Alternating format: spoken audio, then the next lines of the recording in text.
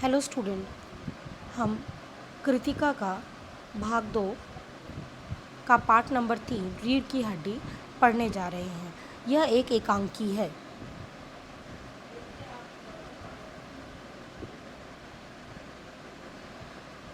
प्रस्तुत एकांकी रीढ़ की हड्डी श्री जगदीश चंद्र माथुर द्वारा रचित है। ये एकांकी लड़की के विवाह की एक सामाजिक समस्या पर आधारित है। इस एकांकी में विपुल 6 पात्र हैं। पहला रामस्वरूप, उनका नौकर रतन, रामस्वरूप की पत्नी प्रेमा, उनकी बेटी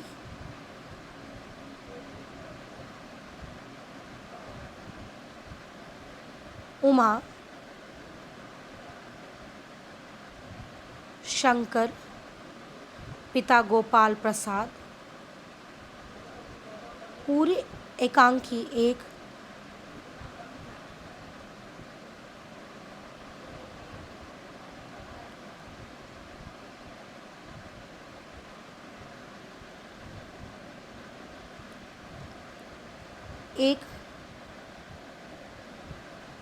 मामूली से सजे से कमरे में प्रस्तुत किया गया है।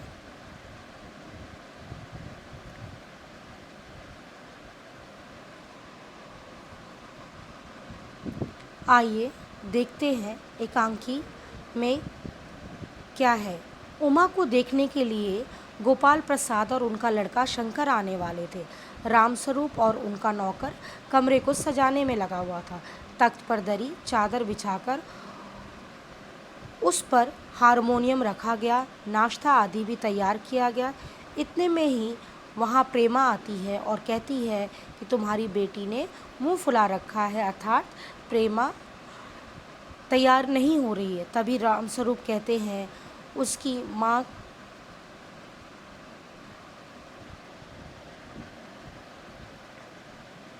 किस मर्ज की दवा है जो अपनी पुत्री को तैयार भी नहीं कर पा रही है।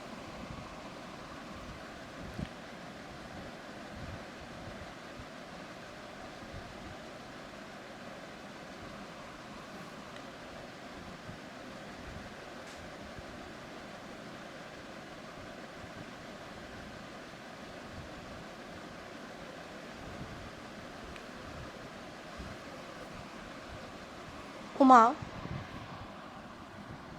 रामस्वरूप से शिकायत करती है। जैसे जैसे तैसे वो लोग मान गए हैं। रामस्वरूप का कहना है अब तुम्हारी बेवकूफ़ी से सारी मेहनत बेकार हो जाएगी। रामस्वरूप अपनी पत्नी को कहता है तब मुझे दोष मत देना।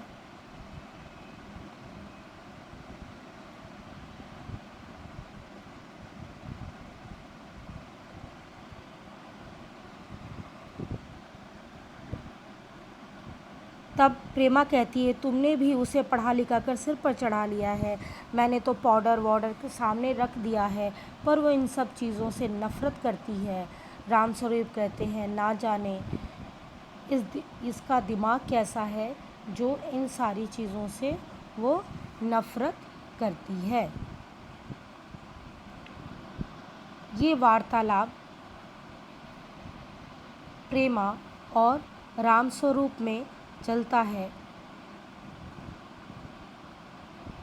उमा बीए तक पढ़ी थी, जो रामस्वरूप और प्रेमा की बेटी थी, परंतु रामस्वरूप लड़के वालों को 10वीं तक पढ़े बताया था, क्योंकि लड़के वालों को कम पढ़ी लिखी लड़की चाहिए। नाश्ते में टोस्ट रखने के लिए मक्खन नहीं था।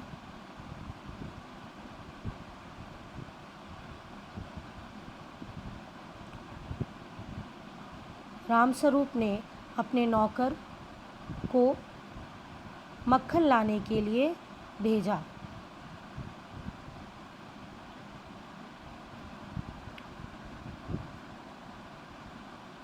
राम मक्खन लाने के लिए भेजा। बाहर जाते रतन देखता है कि कोई आ रहा है।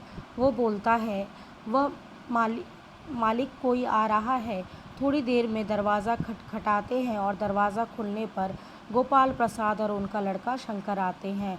रामस्वरूप उनका स्वागत करता है। दोनों बैठ कर अपने ज़माने की तुलना नए ज़माने से करते हैं। अपनी आवाज़ और तरक्की के बदले हुए गोपाल प्रसाद कहते हैं, अच्छा तो साहब बिजनेस की बातचीत की जाए। वे शादी विवाह को एक बिजनेस मानते थे।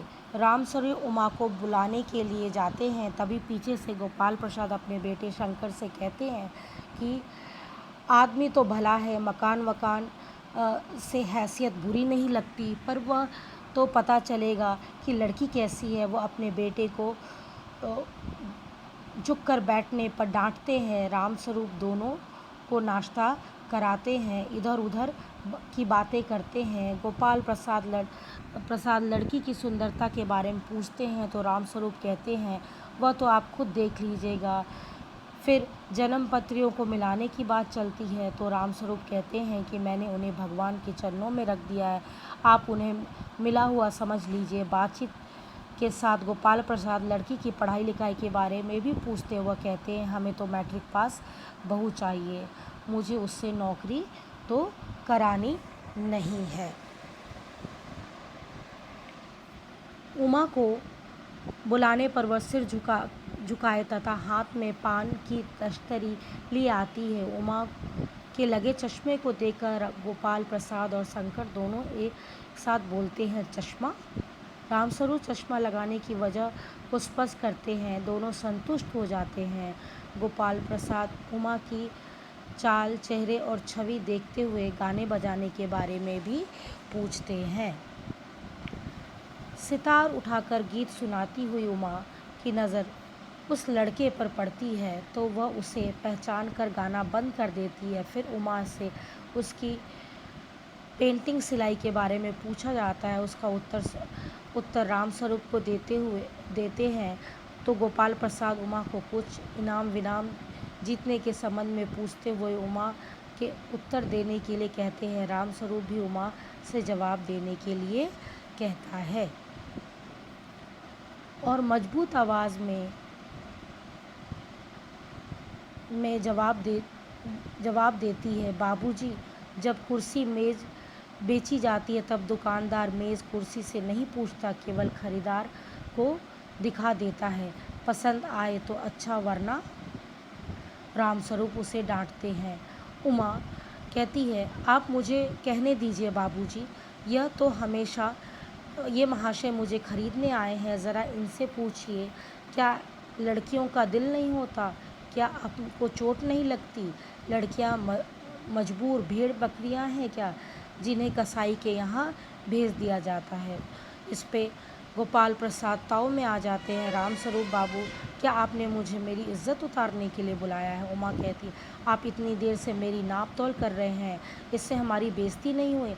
आप ज़रा अपने साहबजादे से पूछे, कभी पिछली फरवरी में लड़कियों के हॉस्टल के आसपास क्यों चक्कर काट रहे थे और ये वहाँ से कैसे भगाए गए थे?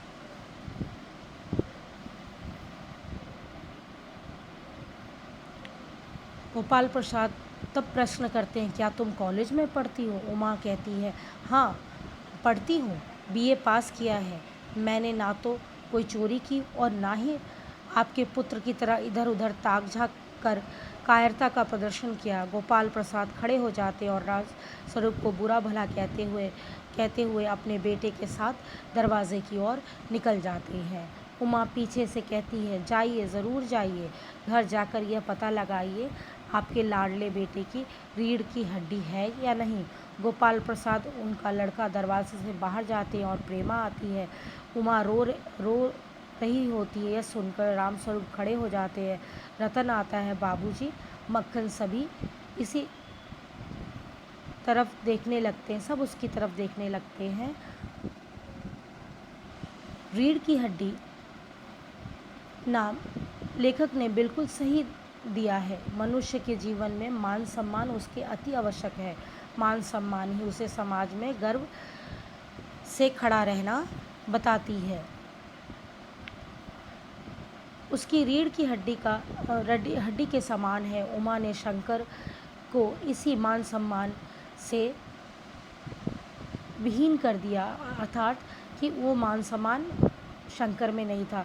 पढ़ाई के स्थान पर लड़कियों को हॉस्टल में घुस जाना, वह एक अपमानित होकर भगाया दिया जाना शर्म की बात है। एक लड़की ऐसे पति की कल्पना भी नहीं कर सकती है। उमा ने शंकर की इसी तथ्य को उजागर कर रीढ़ की हड्डी से विहीन बताया है। इस